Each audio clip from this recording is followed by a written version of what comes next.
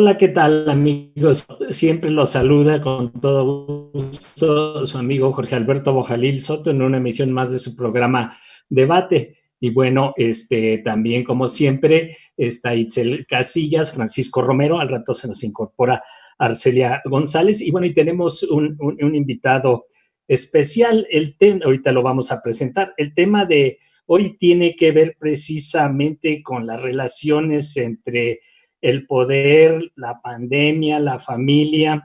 Lo estamos titulando Angustia y poder en tiempos de la pandemia y la educación, porque bueno, pues los maestros, los estudiantes, las amas de casa, los padres de familia, las madres de familia, en un momento dado, después de tanto tiempo, pues se enfrentan a una serie de consecuencias y que tendríamos que analizar si tendrían que verse nada más con un problema exclusivamente personal o familiar o si va más allá a otros ámbitos para poder entender la realidad. Y bueno, para eso invitamos al doctor en psicoanálisis Ignacio Marín, que es un experto en la materia.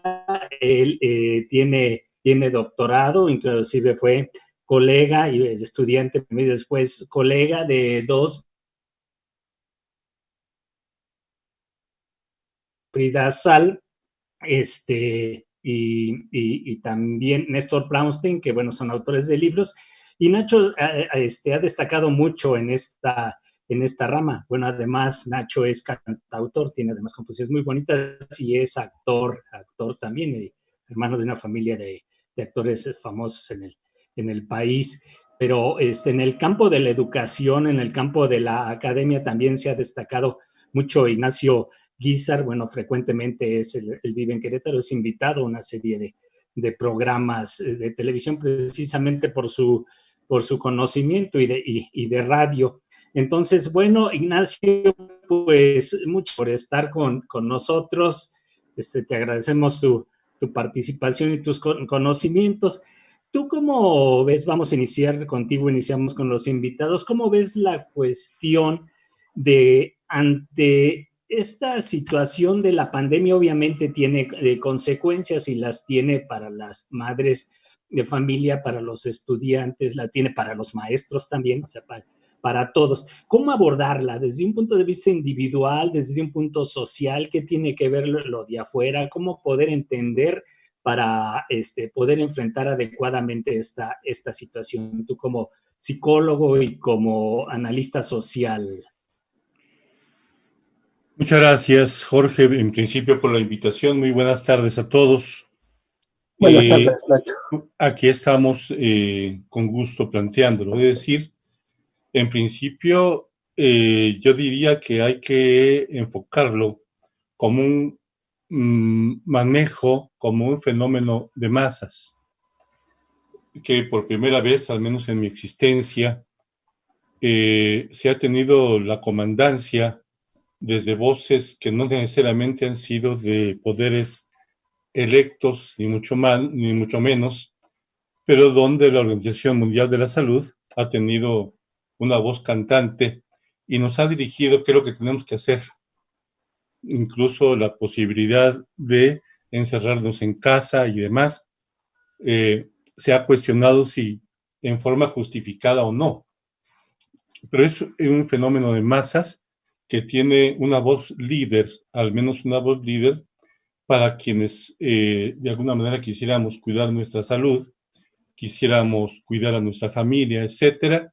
Entonces el manejo lleva a cierta obediencia masiva con un manejo de imágenes terroríficas entre, por ejemplo, lo que pasó cuando empezó toda la pandemia en Nueva York, donde nos espantan con la posibilidad de los muertos en la calle, o aquellos que de Sudamérica habían sacado también, no sé si de Ecuador, no recuerdo de dónde, Ecuador,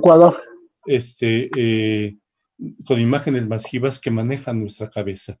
Es decir, hay un manejo desde el discurso de la política, no digo de lo político, sino de un discurso de la política que está manejando de alguna manera el comportamiento social y que ha tenido una repercusión inusitada en el mundo como un fenómeno de masas, un fenómeno entre el mandato y la obediencia. Perfecto. Ahorita, bueno, seguimos platicando al respecto. ¿Tú cómo ves esto, Itzel? Hola, muchas gracias. Pues me da mucho gusto reincorporarme con ustedes a poder debatir sobre estos temas. Sí, creo, y me sumo mucho a la idea que plantea el señor Nacho sobre esta visión de estar generando un comportamiento que se está llevando a cabo de manera internacional y tiene mucho que ver pues con que esta enfermedad no tiene antecedentes, ¿no? Entonces, la manera en que uno intentó solucionarla es la manera en que todos creen que se puede solucionar. Creo también que la Organización Mundial de la Salud alertó desde hace algún tiempo que iba a haber una pandemia y no actuó tan rápido como se debería sobre los protocolos que se debían establecer. Algunos países pues tomaron las medidas, cerraron fronteras, otros muchos dejaron que las cosas corrieran un poco más. Y bueno, este es el resultado, ¿no? Lo que tenemos ahora, que podemos ver, yo todos los días me emociono y me estreso con las estadísticas internacionales sobre lo que está pasando en el COVID, porque hay días en los que ya vamos muy abajo y otra vez repunta. Entonces sí es una cuestión muy importante el tema de la salud, pero también tenemos que hablar mucho de las repercusiones que tiene el tema, por ejemplo, de la angustia, de que nos dijeron mucho tiempo pues, que teníamos que estar en aislamiento completo por el tema pues sí, de no contagiarnos, pero ¿qué repercusiones psicológicas, que me gustaría ondear sobre eso, tiene el no tener una vida social, el seguir viéndonos a través de las pantallas, el no poder estar cerca de las personas y cuánto tiempo más vamos a poder aguantar siendo seres sociales, ¿no? Creo que por eso cambia un poco el tema, que ya no es cuarentena, sino distanciamiento social y las medidas son un poquito más flexibles ahora también con el cambio del color del semáforo. Y también me gustaría que hablemos mucho y que debatamos sobre el tema de la educación. Desde mi perspectiva, es súper favorable el tema de la educación en línea, porque aunque no lo hemos sabido llevar completamente bien, también se ha podido ver que existen muchas maneras nuevas de hacer las cosas. O sea, por ejemplo, en el tema de idiomas, que es la manera en que yo me dedico a la educación, pues ya no necesitas un maestro que te dé inglés que viva en México. O sea, podrías tomar inglés con alguien nativo. O sea, se cerraron las fronteras completamente, ¿no? Hay muchas cosas muy positivas en la educación, pero siento que fue tan repentino que no nos hemos podido preparar los docentes completamente para ofrecer la educación de calidad y los sistemas pues todavía no están completos. Pero sí me gustaría poner como en la mesa esto de debatir qué pros y contras tiene, ¿no? El tema de la educación en la pandemia, porque a mí me parece que sobre todo, o sea, estamos viendo ahora las cosas negativas porque las vivimos, pero sobre todo tiene implicaciones muy positivas a largo plazo. Sí, gracias, Itze. Francisco Romero, ¿tú cómo ves desde el punto de vista de derechos humanos? No vivimos en una sociedad propiamente justa, vivimos una enorme desigualdad, una enorme pobreza mundial, nacional y estatal, y en ese sentido, pues obviamente la cuestión de la educación no es lo mismo para una familia que afortunadamente puede tener 3 o 4 computadoras y televisiones a quien no lo tiene o quien tiene que pagar el internet dejando de comer para que sus hijos estudien. ¿Tú cómo ves esta situación? A ver, yo creo que, bueno, sí es importante no perder de vista el enfoque de los derechos, porque eso nos permite buscar medidas políticas que acerquen más a la población y a sus diferentes esquemas de organización y participación, que acercarse al acceso a los derechos. Entonces no hay que perder de vista ese enfoque, no tanto por mi experiencia, sino porque soy un convencido de que en la medida que los diferentes grupos sociales tengamos una mejor visión de lo que son los derechos humanos, apuntaremos a medidas en ese sentido. Sin embargo, como un primer planteamiento del contexto, yo sí creo que el enfoque social está permeando en nuestra sociedad. O sea, sí nos genera una gran incertidumbre, y hay brotes serios de angustia o algunos otros tipos de enfermedades mentales que se han estado agudizando o presentando en esta etapa de la pandemia, como es la depresión, sobre todo por lo que representa la incertidumbre de cuánto tiempo. Ayer escuchaba un programa de radio que decía, ¿se acuerdan cuando nos dijeron que esto era como 15 días de confinamiento? Ya cuántos meses son los que llevamos, ¿no? Y nunca nos imaginamos el número de muertos, nunca nos imaginamos el impacto que iba a haber en el sistema de salud. No obstante que, por más que el gobierno federales y estatales digan que están apuntándose ya, no es cierto. Lo que sí se puede empezar a que nos pueda ayudar a entender el impacto de estas medidas de confinamiento y sana distancia, estas medidas que en nuestro país, cabe decirlo, no fueron lo estrictas que se hubieran querido. Sin embargo, hoy por hoy vemos que las consecuencias de estas medidas están llevando a un repensar incluso no solamente el tema de las políticas públicas, sino incluso el mismo calendario de los gobiernos estatales, federales y en su caso el repensarnos como sociedad, como familias, ya que hoy por hoy estas medidas que se están dictando en materia de educación están siendo todo un reto, no principalmente para el gobierno, que es el responsable de garantizar el acceso a la educación, pero por otra parte está resultando toda una gran dificultad y seria en cuanto a las familias para que puedan ser ahora un actor más determinante en los programas que hoy se van a llevar a distancia y con el uso de la televisión. Perfecto, gracias Francisco.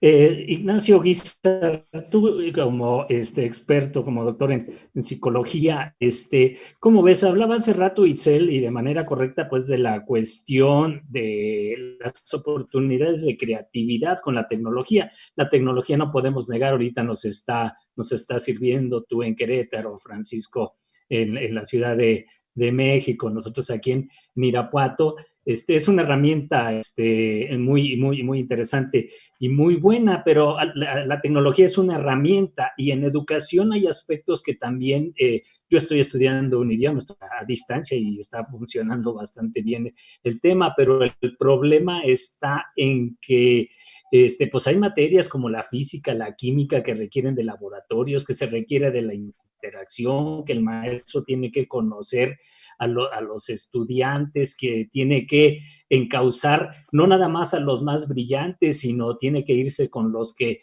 llevan menor desarrollo. Y bueno, y por otro lado, la cuestión de que pues en muchos lugares se está aprovechando para despedir maestros, para romper cuestiones laborales. Y por otro lado, si vemos a la cuestión de los padres y las madres de familia, tienen que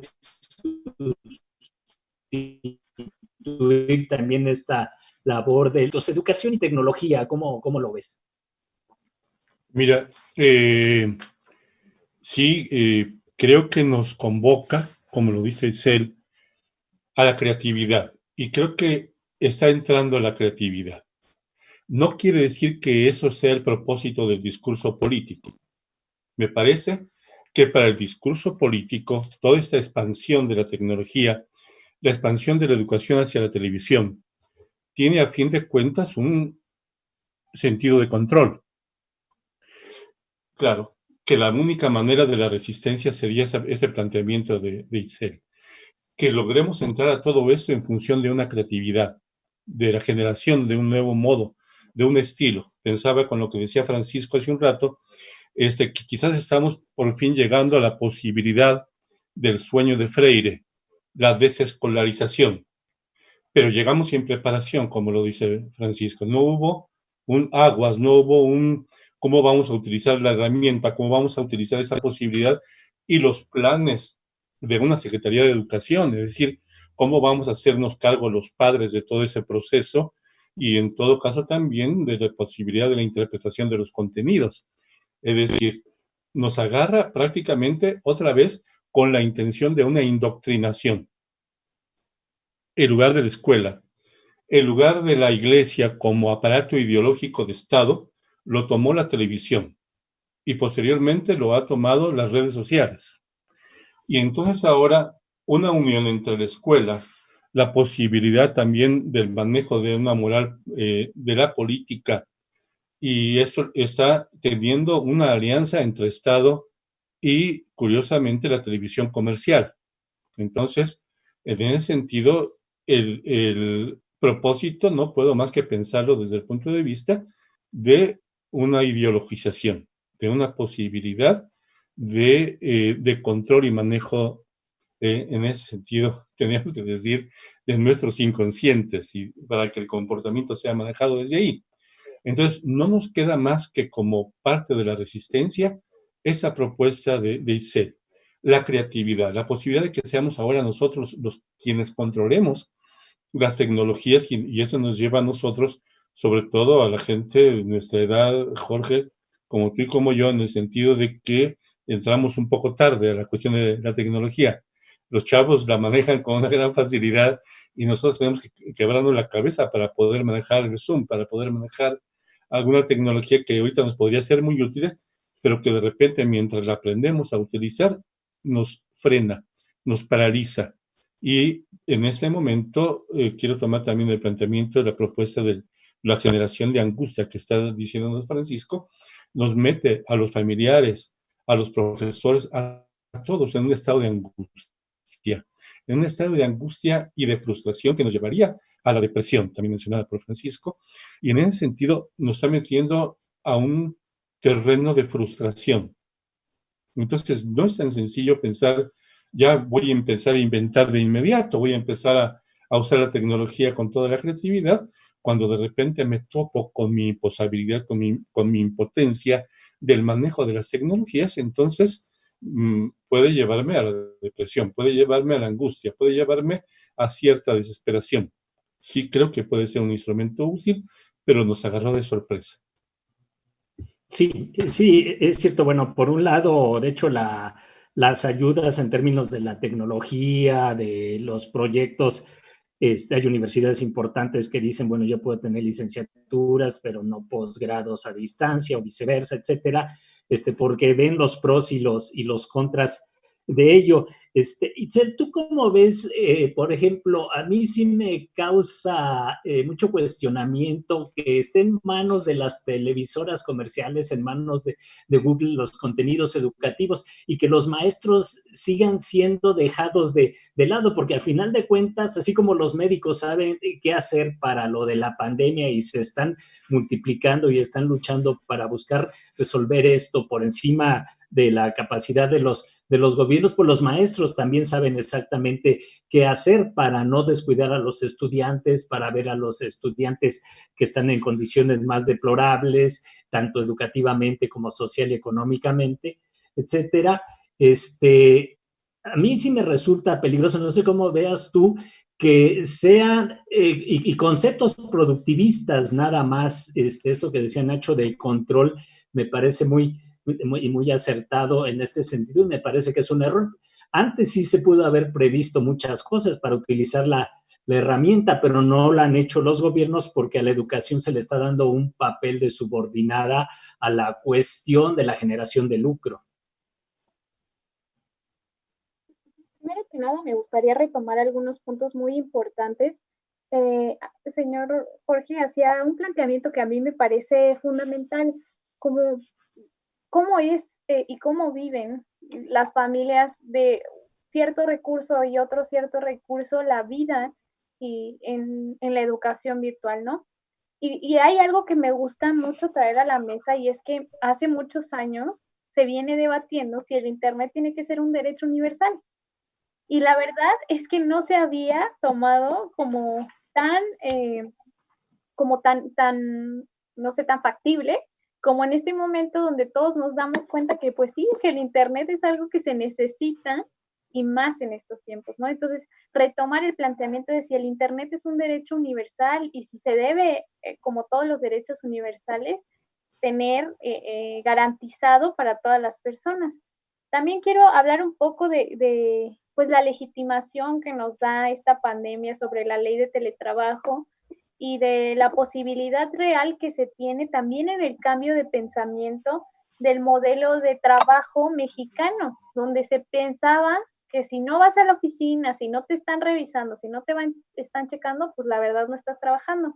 Creo que es bien importante también este chip que se está cambiando sobre las cosas que se están haciendo, ¿no? Ahora donde todos estamos obligados a irnos a nuestras casas a trabajar, bueno, la mayoría, y de todas maneras están dando resultados, ¿no? Es un planteamiento bien importante que vamos a ver reflejado como en algunos años sobre la mentalidad que se logró, y creo que luego de la pandemia vamos a poder ver que quienes sí maduraron a esta expectativa de hacer teletrabajo, no al 100%, pero quizá es necesario, ¿no? También nos estamos dando cuenta de la posibilidad real del estudio. Hablo mucho de la educación porque es el tema que más me compete, pero la posibilidad real del estudio en línea. Creo que todas esas universidades no tomaban en cuenta muchas veces las posibilidades, ¿no? Como, bueno, más bien los estudiantes decían, ay, no me late de estudiar en línea, por muchas razones. Y ahora se expanden. Tengo muchísimos conocidos y más en el área en la que laboro, donde ahora pues hay gente que está estudiando su maestría en McGill o en el MIT o en universidades de prestigio internacional sin tener que gastar en todo lo que implica pues estar físicamente en el lugar, ¿no? Creo que es bien, bien importante. Y volviendo a la pregunta sobre el tema del control, pues sí, ha sido un proceso muy difícil. Yo como catedrática me ha costado mucho, mucho trabajo la adaptación de un día a otro, que te digan, sabes que todas tus clases se tienen que virtualizar y que el maestro quizá no lo entiende bien, los alumnos no lo entienden bien, que las únicas plataformas que existan son plataformas ya establecidas que ni siquiera pasaron un filtro de seguridad por nadie, o sea, porque usábamos Zoom y después nos dicen que Zoom nos está robando todos los datos, entonces ha sido muy complejo, pero fue como un impulso necesario para resolver el tema. Y creo que en este momento, como sabemos que esto va a perdurar por lo menos un tiempo más, pues ya se están buscando las estrategias para que sea mucho más factible y seguro va a dejar cosas muy positivas, pero la acción rápida ha demandado que a veces se den o que se dejen pasar algunas cosas que no dejaríamos pasar normalmente, ¿no? Que cuidaríamos mucho más, como es, por ejemplo, el tema de la protección de datos, que se protege de sobremanera en las instituciones académicas, ¿no? Y sí creo que es peligroso, pero fue una respuesta inmediata para no perder el tema. Y también hay un debate que a mí me gustaría no ondear en él yo misma, porque me gustaría conocer sus opiniones, pero existe el debate sobre si los maestros van a tener una carga mucho más alta de trabajo cuando vuelvan a las escuelas, porque no se ha aprendido lo suficiente en estos métodos de Internet. Entonces, me gustaría que lo hablemos en un momento. Sí, sí, es interesante puntos de vista, lo que tiene que ver con la precarización del trabajo, del teletrabajo, que ya desde antes se venía cuestionando cómo esto precariza y cómo incrementa la jornada laboral no pagada, y con los maestros está pasando. Bueno, ahorita todos los que estamos aquí hemos sido profesores en maestrías, y alguna vez coincidimos Nacho y yo en la Universidad de Guanajuato, en la maestría, también Francisco Romero ha sido profesor, y tú, Itzel. Entonces, en este sentido sabemos la carrera y utilizamos la tecnología, pero Francisco, ¿tú cómo ves esta cuestión para los maestros, la precarización y el teletrabajo?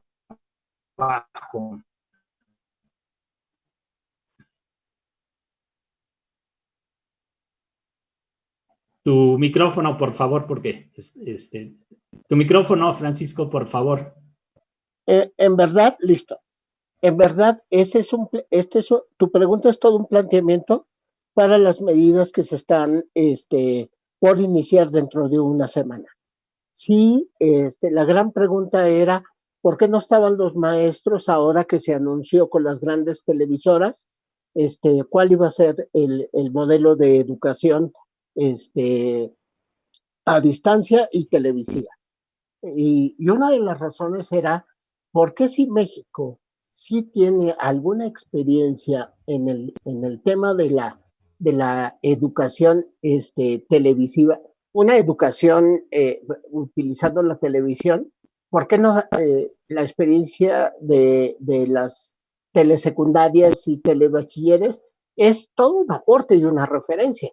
Sin embargo, o sea, es que no hay que pensar solamente en grupos tan específicos, hay que pensar en el millones de gentes que están en la educación primaria, secundaria, preescolar. O sea, hoy el gran reto para muchos padres y maestros es, ¿y qué vamos a hacer con los niños de preescolar? ¿Cómo les vamos a dar por televisión las clases de plastilina o desarrollo psicomotriz? O sea, es que el tema es muy interesante porque es mucha complejidad. Pues para responder tu pregunta, ¿qué hay sobre el tema de la precariedad del manejo del uso del recurso humano del maestro? Yo creo que sí está presente. No solamente porque la brecha generacional para su acceso a las tecnologías, sino por los recursos e insumos que se le dan a los maestros para que pueda hacer uso de esas herramientas, ¿no? Entonces, ese es el gran reto. El gran reto es cómo se va a hacer, cómo va a contribuir los maestros, maestras en estos modelos de educación que se van a implementar a partir de la próxima semana. Esa es otra pregunta. Y la gran pregunta, yo creo que el otro sujeto social que hay que pensar con muchísima interés más que preocupación es el rol que hoy van a jugar papá, mamá en casa. Sí va a haber una reformulación de los roles y de los papeles que vayan a tener ellos en casa.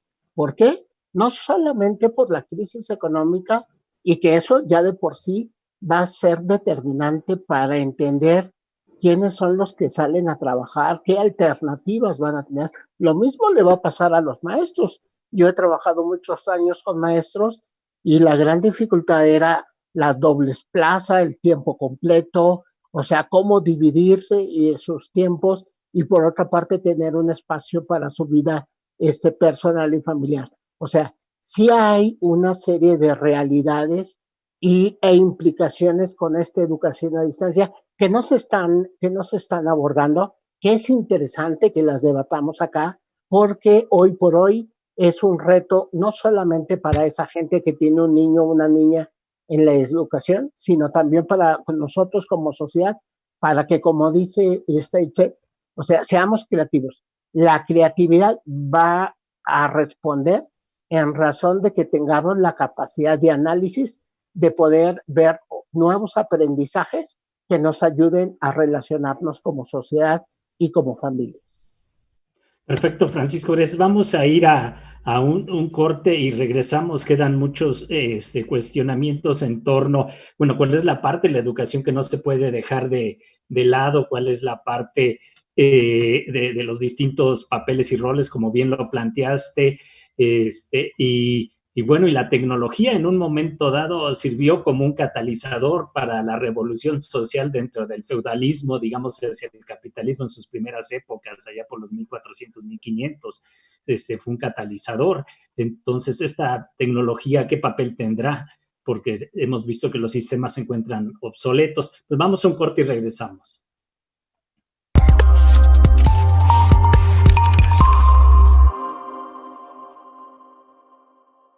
Muy bien, amigas y amigos, estamos de regreso, estamos analizando pues toda esta situación que tiene que ver con las angustias, la educación, la pandemia, la política, la economía y el papel de la tecnología. Nacho, bueno, estábamos comentando que en el modo de producción feudal, de repente, pues la tecnología empezó a provocar que en los burgos, en las ciudades, se pudieran producir más cosas y se desarrollara más. Aquellos que eran por los señores feudales, por los reyes, eran considerados como por los no dignos de ser de la realeza y que pues tenían que trabajar porque para los feudales no era digno trabajar. Y bueno, pero el trabajo llevó precisamente a la cuestión de que se desarrollaron tecnologías y se volvió obsoleto el sistema feudal. Entonces, ¿cómo ves toda esta cuestión entre angustia, tecnología, sistemas sociales, todo esto que está pasando, que está poniendo en evidencia la decadencia, en este caso del capitalismo, etcétera?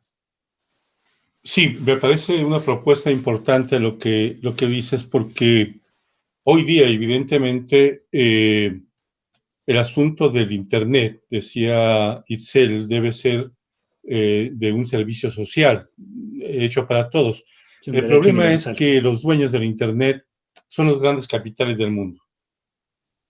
Entonces, ¿por qué habrían de permitirnos transmitir por todo el mundo una educación para la liberación? De ninguna manera. Es decir, entonces es necesario que se asocie al capital, que se asocie a la posibilidad, y puede ser una orden desde los tratados internacionales. Entonces, si van a abrir la educación en forma masiva, entonces tiene que ser en función también de los intereses de los grandes capitales. Entonces, ¿por qué habrían de prestar sus herramientas en un momento dado para algo que podría liberar al pueblo de la esclavitud? De ninguna manera que eso va a pasar. Es decir, debe haber también ahí un control de alguna manera. Y yo quisiera retomar también lo que habías planteado hace un rato y que estaba también reforzando Francisco, en el sentido de qué va a pasar con las clases que tienen que ver con lo orgánico, con lo corporal, ¿no? ¿Qué pasa con la cuestión del desarrollo psicomotriz? Decía Francisco, tú hablabas de la cuestión de los laboratorios y demás. Yo pensé en la cuestión del teatro, que el teatro no se puede hacer más que socialmente, no se puede hacer más que en grupo, no se puede hacer más que en presencia. No se puede jugar a hacer teatro a través de pantallas individuales. Eso sería propiamente absurdo. Es decir, quien quiere aprender esas cuestiones necesita de un espacio. El problema aquí tiene que ver con las decisiones de la OMS. La OMS, en un momento dado, con el crecimiento de las ciudades, el crecimiento de la industrialización de los automóviles, nos quitó los espacios de la calle. Jorge, tú y yo llegamos a jugar en la calle fútbol. No bastaba la escuela como para sacar toda la energía, sino después de las tareas era maravilloso salir a la calle a echar la cascarita, y en todo caso, si bien era el tránsito de los coches, parábamos la pelota cuando escuchábamos a lo lejos que iba a pasar un coche, ¿no? Y descargábamos toda esa motricidad. Después, esa falta de oportunidades en el campo, en la convivencia rural, como no se da y no se dan las oportunidades económicas, nos tenemos que confinar en las grandes ciudades. Y entonces, de alguna manera, el espacio se reduce. Y entonces, ¡ay, qué bonito los departamentos en México! Resulta que son unas viviendas muy interesantes y unos edificios muy grandes, pero eso genera una confinación ya de por sí. Y entonces resulta que se inventa a través de la OMS y de la industria química farmacéutica que existe una enfermedad que se llama déficit de atención o hiperactividad, lo cual fue una invención estúpida, en el sentido que tenía solamente de alguna manera el propósito de vender un medicamento, una droga para calmar entonces a quienes no podían salir a la calle a descargar toda su motricidad, todo su desarrollo motriz. Entonces había que tenerlo de alguna manera dormido en casa. Me pregunto, cuando hace la pregunta Francisco, ¿qué va a pasar entonces con lo que ahora nuestro confinamiento, nuevo confinamiento, nos está generando cuando pregunta qué va a pasar con la depresión y la angustia, dice Francisco? Entonces aquí seguramente ya tenemos un nuevo medicamento, porque no me dirán ustedes que no, pero el famoso DSM-3, 4 y 5 es un catálogo de enfermedades con su solución de la venta de la droga química concreta. Es decir, se ha dedicado la OMS no tanto propiamente a ver por la salud, sino ha sido propagandista médica, propagandista químico de la farmacéutica para la venta de los medicamentos. Entonces se hace un catálogo enorme de medicamentos sin explicación, simplemente diciendo que existen y demás, como en el caso del déficit de atención. Y ahora entonces para la depresión y la angustia debe haber ya la droga suficiente para hacerla viral y entonces todo el mundo lo pague y siga siendo ricas a las empresas farmacéuticas del mundo, de los grandes potentes económicos, de las grandes potencias económicas. Entonces habrá una solución de la medicina, dirían ellos en un momento dado, cuando obviamente sería una medicina de control, como fue el asunto de esta enfermedad inventada. Perfecto, Nacho. Sí, gracias. Suena interesante ese punto de vista, y más que tú has tratado también mucho de este tipo de enfermedades y situaciones muy difíciles, y sé los resultados que has obtenido. Itzel, ¿tú qué opinas de todo esto que estamos viendo? ¿No se puede volver la tecnología también una arma perversa a beneficio de todos? De unos cuantos más bien.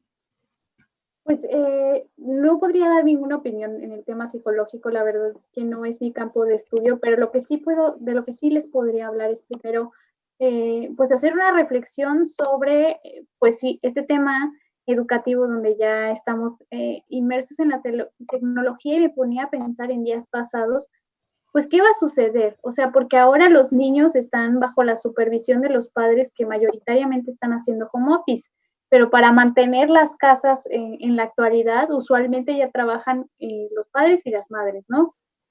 ¿Qué va a pasar ahora que el semáforo empieza a cambiar y algunos padres ya son requeridos a estar dentro de sus empresas físicas o de sus instituciones? ¿Qué va a pasar con el seguimiento a estos niños que se quedan en casa? Y no solo hablo del seguimiento, también ¿qué va a pasar con el cuidado de los mismos? Porque estamos hablando de que desde los niños de kinder hasta universitarios están dentro de este sistema, ¿no? Entonces sí es un tema que a mí me pone a pensar mucho, como ahora cómo va a ser la dinámica del cuidado, del desarrollo, y ya no se les va a poder dar el tiempo porque ahora pues están volviendo a las empresas. Es un tema muy delicado que no se está viendo con todos los frentes con el que se debería, creo, porque sí implica bastante y solamente se han tomado muchas decisiones pues más bien económicas, porque la economía ha sido un factor fundamental, y más en este país donde las cosas no iban bien y bueno, el confinamiento nos hizo reafirmar nuestra idea sobre el planteamiento económico que llevaba el rumbo del país, incluso del mundo. Otra cosa que también me gustaría hablar mucho es de esta nueva estrategia, ¿no? En recientes días nos decían, pues ya tenemos una vacuna rusa, Sputnik, que fue así llamada, y que, bueno, México decide que no van a hacer la compra de esta vacuna rusa, y, bueno, decide que se va a esperar hasta que termine la producción de AstraZeneca y que se está realizando, ¿no? Entonces, lo controversial que puede ser esperar la vacuna, lo controversial que puede ser comprar la vacuna rusa, porque se decía que no había pasado por todas las pruebas. Y bueno, el día de hoy sale una nota donde Vladimir Putin sale diciendo que él va a ser la primera persona de las primeras personas que se va a inyectar la vacuna, para dar muestra de que en realidad pues está bien, ¿no? Y que no se siga cuestionando. Entonces, pues quiero poner sobre la mesa, me gustaría mucho escuchar el punto de vista de mis compañeros que son expertos en estos temas, pues qué pensar, ¿no? Qué pensar como de esta controversia entre si es una pelea económica entre países sobre quién va a tener mejor la vacuna, quién le van a pagar más, si primero está la salud, y también qué pensar del tema de los chicos que se van a quedar en casa y que otra vez va a ser un movimiento en la nueva normalidad que están viviendo. Sí, y gracias. Es interesante estas reflexiones que haces, y le preguntaría a Francisco, con todo esto, bueno, estamos en la guillotina de las televisoras, estamos en la guillotina de las farmacéuticas, estamos en la guillotina de los grandes intereses. Obviamente, si hay una pugna comercial, hay varios científicos serios en el mundo que dicen que inclusive el desarrollo de la vacuna tiene antecedentes de otro tipo en términos de la vacuna rusa, en términos de que la vuelven todavía más confiable que las otras, que es menos improvisada. Entonces, obviamente ahí la OMS y todos los demás van a tratar, lo que quieren es vender los millones y millones de vacunas, aunque países después en algunos, que debía ser en todo el mundo, debería ser de distribución gratuita. Pero estamos ante esa guillotina y enfrentados a la contradicción. Entonces, todo esto, pues, a las familias también las pone en un conflicto adicional, a las madres qué hacer y qué tal si me llega por ahí una vacuna, los vacuno, no los vacuno, me espero a la otra vacuna. Yo en lo particular le tengo más confianza a la rusa que a las otras, sin que le quite valor a esas vacunas. No estoy queriendo decir que no, ¿verdad? Pero el juego es muy perverso, el de las farmacéuticas, y bueno, aquí están metidos Slim, está metido Bill Gates, están metidos intereses que la verdad tendríamos que cuidarnos. ¿Qué opinas? No, a ver, esto no es un debate, de hecho hay gente, investigadores, periodistas y demás gentes, perdón, que han ido haciendo todo un trabajo de investigación y seguimiento, no solamente de lo que ha hecho la Organización Mundial de la Salud, sino los gobiernos y los grandes capitales.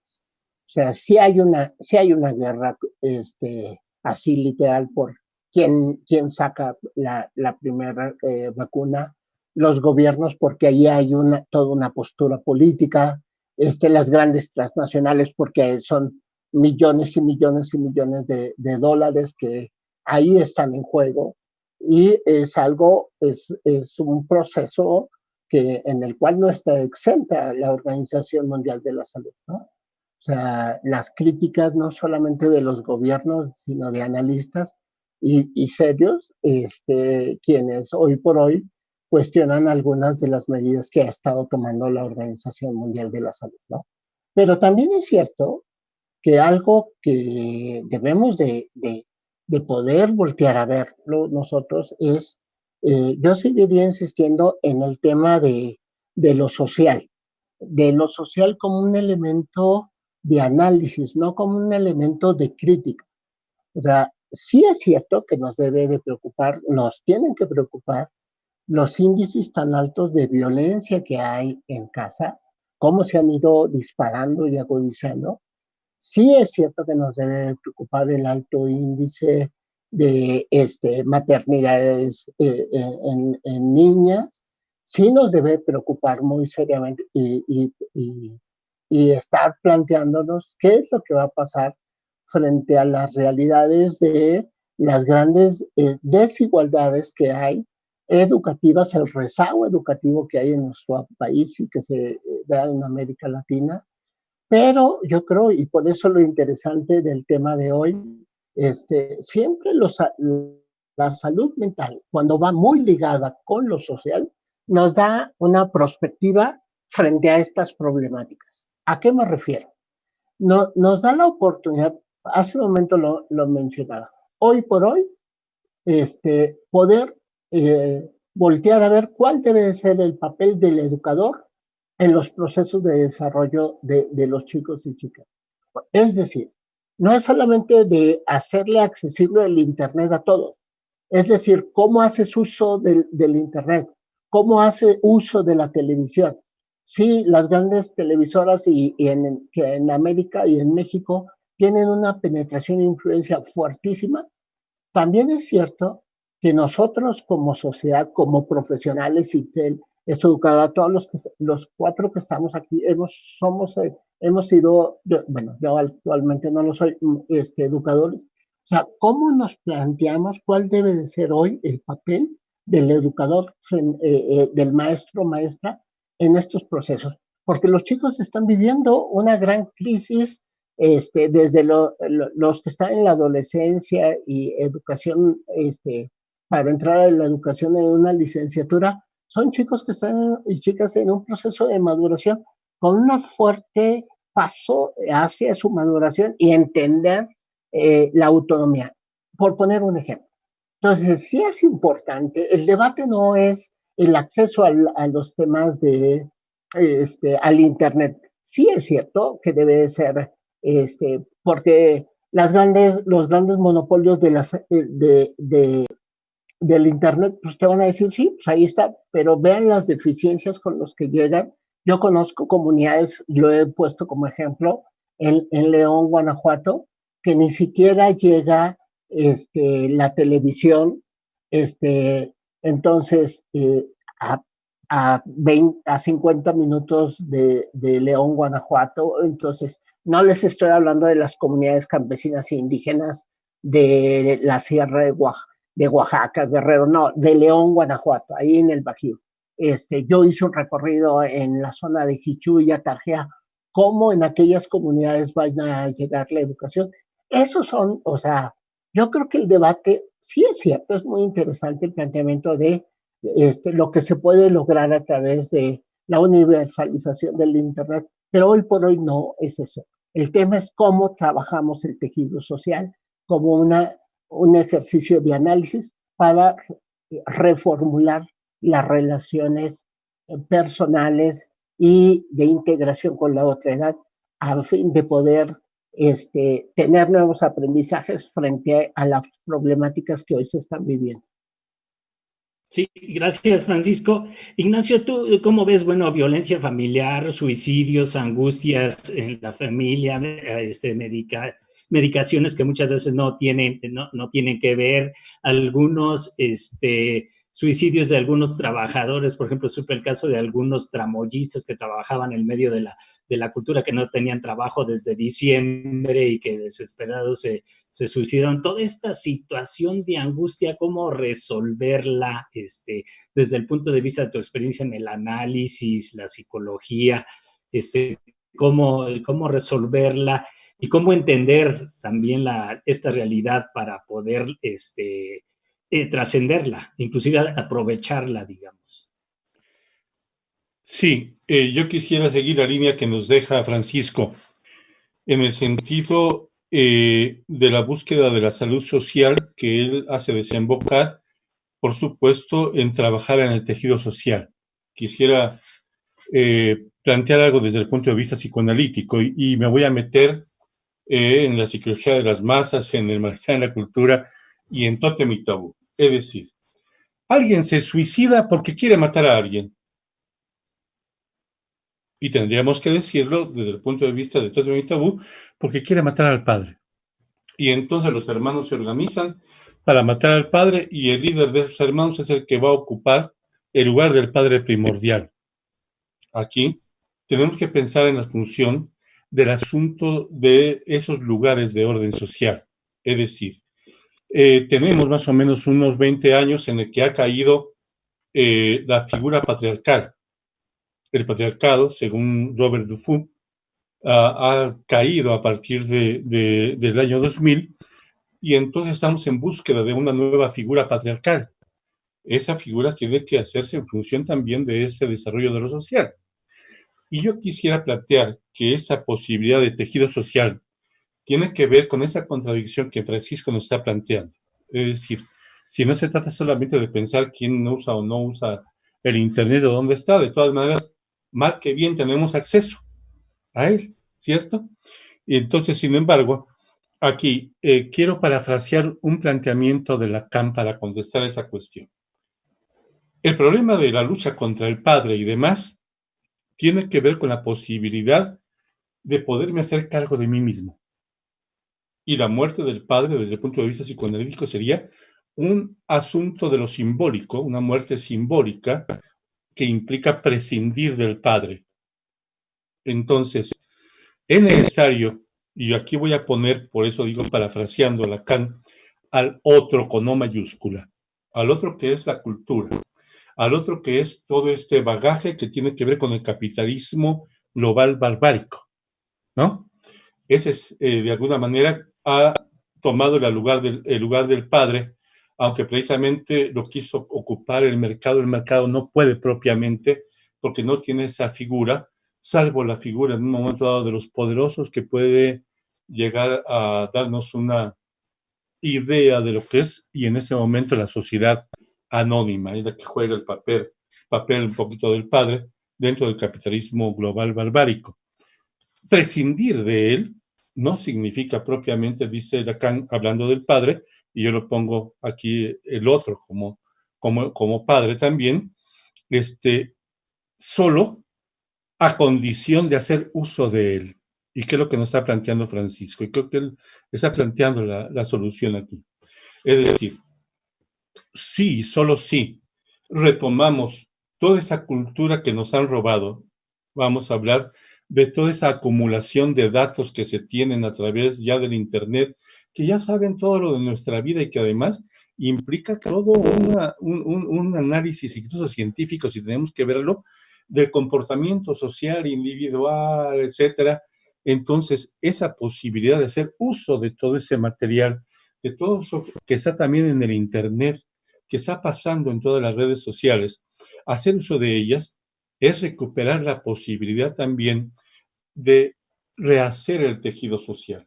No hay salud en psicoanálisis de no ser en función del vínculo, del reconocimiento de mi propia historia, de la familia a la que pertenezco, de la trascendencia incluso de las generaciones que me produjeron a mí, toda esa conciencia, toda esa posibilidad de acudir a la historia, de acudir a esa coyuntura que estamos viviendo de un cambio social donde ese capitalismo barbárico ha entrado en colapso, es decir, se está desmoronando en esa competencia incluso de los medicamentos y de la cuestión comercial y de toma del mercado entre tres potencias, ahora son tres, Rusia, China y Estados Unidos, ¿no? Y entramos a una nueva guerra fría, etcétera, en este juego. En esta caída del capitalismo global barbárico, van a generarse nuevas cosas, pero es también el momento incluso de retomar todo lo que capitalizó de cultura, todo lo que puso en el otro, todo lo que puso en esa posibilidad para que nosotros podamos retomar nuestro propio vínculo, nuestro lazo entre nosotros, nuestro lazo social, reconociendo esa historia. Perfecto, gracias. Gracias, suena bastante interesante este análisis. Itzel, ¿cómo podemos ir cerrando? Les voy a pedir a los tres, ¿cómo podemos ir cerrando este programa que obviamente va a dejar muchas cosas abiertas, afortunadamente, para que la gente reflexione en ello? Claro, pues también, como siempre, invitar a la audiencia que nos dé sus opiniones para poder aperturar un poco más el pensamiento que nosotros tenemos. Pues yo creo que es muy importante todo lo que se mencionó, son muchas directrices que se toman.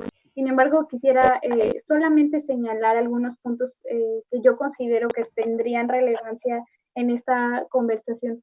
Primero, que el tema de la tecnología no es algo negativo. La digitalización del trabajo y la digitalización de las universidades, de las instituciones académicas, no es negativo. El problema fue que fue repentino y no se tuvo el cuidado porque no se tuvo el tiempo para hacerlo de las mejores maneras. Sin embargo, creo que toda esta metodología va a ser funcional a futuro. También podemos establecer que hay un cambio real en todo, ¿no? Y hay un cambio también en el esquema de los roles de la sociedad, de los trabajos, de las necesidades, y también hay un cambio, pues también en la escala axiológica, ¿no? De las personas. Y en ese cambio, pues estamos todavía en adaptación. También quisiera hablar de esta necesidad, y que creo que es muy importante establecer sobre el tema de la angustia, de la ansiedad y de la depresión, porque no somos seres que estamos hechos para estar en aislamiento siempre. Entonces, el planteamiento de cambiar de cuarentena a distanciamiento social tiene que ver en atención a, pues a estos temas, ¿no? También que son psicológicos y también al tema económico. Y también me gustaría solo cerrar con este planteamiento, y es que cómo nos estamos moviendo en el mundo. Si nos estamos moviendo por las personas, si nos estamos moviendo por las empresas, si nos estamos moviendo por la política o nos estamos moviendo por la economía. Y quiero dejarlo así de abierto para que las personas nos puedan comentar qué es lo que piensan. Sí, excelente reflexión. Itzel, ¿cómo nos estamos moviendo, Francisco y Nacho? Primero, Francisco, a ver. Tu micrófono, por favor. A ver, por fortuna no nos estamos moviendo de manera lineal. Es muy interesante el movimiento de la sociedad, es holístico. Entonces, y además, como lo acaba de decir Itzel, esto, el proceso en el cual nos encontramos, en la etapa que se vive en el país, no es solamente de un cambio como tal, es algo que se tiene que aprender a analizar, lo decía hace un momento, y también a deconstruir la crisis que se está viviendo. Si esta sociedad no tiene como la posibilidad de ahondar en todo lo que nos está significando, porque el cambio sin la sociedad, dicen, no se puede entender. O sea, tiene que venir un proceso de deconstrucción para que podamos abonar en nuevos aprendizajes y encontrar la utilidad entonces sí de la tecnología. O sea, la tecnología como tal, sin la humanidad, no es tal, ¿sí? Tenemos que saber utilizarla y dos, vuelvo allá, aparte de lo cultural, de toda esta deconstrucción cultural, está también lo social. Es decir, si no pensamos que en esta sociedad de marcadas desigualdades no hacemos accesible algo que tú decías de que sea para todos y todas, difícilmente podemos entenderlo como un derecho. Y esto es algo que en nuestra sociedad es urgente, porque entonces las contradicciones se agudizan y los problemas sociales se disparan. ¿Sí? Gracias, Francisco. Nacho, tu micrófono, por favor. Hablaba de la deconstrucción y bueno, hace con toda razón que el capitalismo se encargaba de destruir a sus dos fuentes de riqueza, a la naturaleza, cosa que lo estamos viendo ahorita rotundamente, y al ser humano, cómo están mandando a los trabajadores a las fábricas, aunque exista COVID, y cómo no los alejan del trabajo porque quieren que se produzca para la industria electrónica y la militar y todo eso. Se está haciendo muy claro esta situación de construcción y el problema de esta crisis que ya venía, que aceleró la cuestión del COVID, pero que ya venía esta guerra de los mercados, la guerra del petróleo, la situación mundial en términos de la economía, y bueno, todo vimos con Australia, la naturaleza, inclusive mucho del origen de todas estas pandemias tiene que ver con la falta de respeto a la naturaleza tan grave que todo lo invaden. Vemos Bolsonaro cómo quiere destruir la selva amazónica y cómo en Estados Unidos decían que era una propiedad internacional, que no era de Brasil, porque era un pulmón del mundo, obviamente lo veían con intereses comerciales, ¿no? Entonces, pues estamos viendo una locura de los señores del poder y del dinero. Sí. Yo creo que están puestos, digamos, los elementos para encontrar las soluciones. Yo quisiera retomar ese asunto con respecto a la cuestión de la deconstrucción. Es decir, hay necesidad de deconstruir para poder construir algo nuevo. Pero ¿cuáles son los elementos de la deconstrucción si estuvieran en la ignorancia? Si no están en nuestra mano. Pero tenemos una fortuna. El asunto de la comercialización, a la vez que el capitalismo destruye la naturaleza y también el poder de la fuerza humana de producción, también por la necesidad de la venta, la necesidad del dinero y demás, tiene todo esto que ha logrado en Internet a la venta. Hoy tenemos, para fortuna nuestra, que los bancos de información están más a la mano que nunca. Entonces, ¿por qué? Porque se convirtieron en mercancía. Son cuestiones de venta. Y como mercancía también resulta que se muestran flachazos aquí de oferta, flachazos acá, O también, por fortuna, los crackers de repente llegan a entrar a los bancos de información y los pueden llevar al mundo. Y los abren, y los tienen abiertos, etc.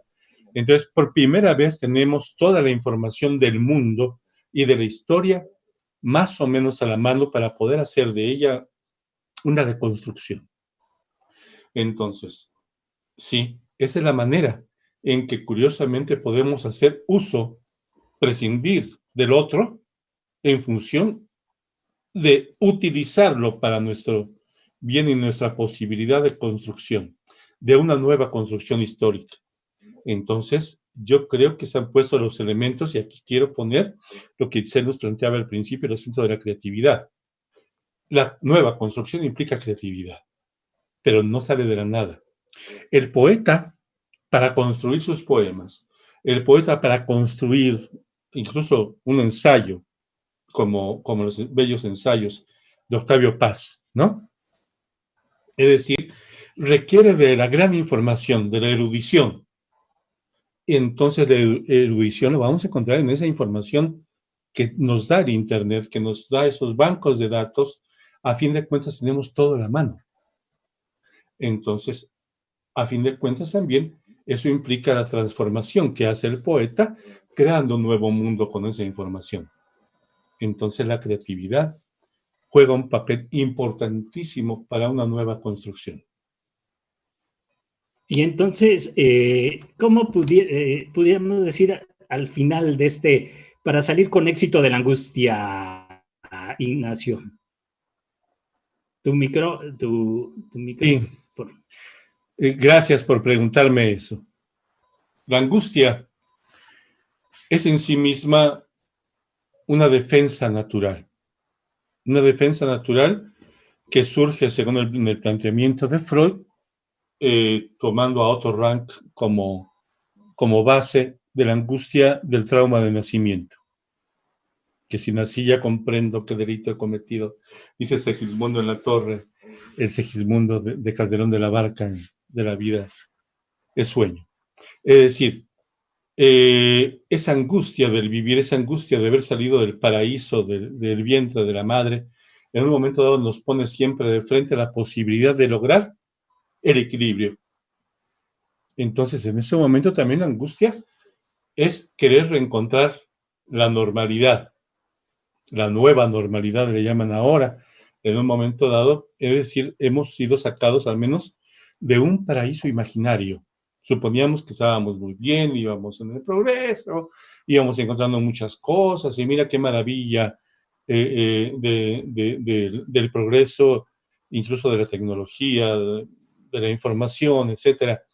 Y de repente, bolas, nos confinan y tenemos una gran angustia, la gran violencia que ustedes han planteado también en las casas, la gran violencia entre los matrimonios que no estaban nunca juntos y que ahora saben cómo se odian, saben exactamente qué pasa, y la dificultad de el hombre que estaba fuera de casa y que no sabía soportar a sus hijos, la inquietud de sus hijos, y menos en un departamento, esa confinación ya de suyo capitalista que tenemos muchos años sufriendo, ¿no?